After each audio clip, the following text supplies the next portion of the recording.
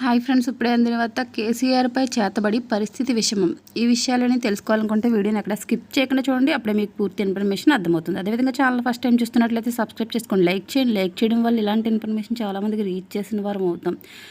మాజీ మంత్రి కేసీఆర్ ఇంటి పక్కన క్షుద్ర పూజలు కలకలం రేపాయి. హైదరాబాద్ నందీనగర్లోని కేసీఆర్ ఇంటి పక్కన ఉన్న ఖాళీ ప్రదేశంలో క్షుద్ర పూజలు చేసిన ఆనవాళ్లు కనిపించాయి. అక్కడ ఒక బొమ్మ, నిమ్మకాయలు, మిరపకాయలు, ఒక కవర్లో నల్లకోడి, దాని ఏకలు, కుంకుమ వంటి ఆనవాళ్లు అక్కడ ఉండడం కలకలంగా మారింది.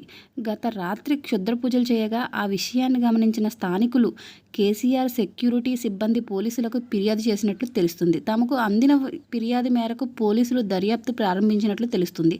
అయితే కేసీఆర్ నివాసానికి అత్యంత సమీపంలో ఈ క్షుద్ర పూజలు చేసింది ఎవరు అనేది సంచలనంగా మారింది. అయితే ప్రస్తుతం కేసీఆర్ ఫామ్ హౌస్లో ఉన్నట్లు తెలుస్తుంది. రాష్ట్రంలో అధికారం కోల్పోవడం వలన కీలక నేతలు ఒక్కొక్కరిగా పార్టీని వీడుతుండడంతో కవిత అరెస్ట్ వంటి అంశాలు బీఆర్ఎస్కు ఎదురు దెబ్బలుగా మారాయి. ఈ నేపథ్యంలో ఇటీవల తెలంగాణ భవన్కు వాస్తు మార్పులను సైతం చేపట్టారు.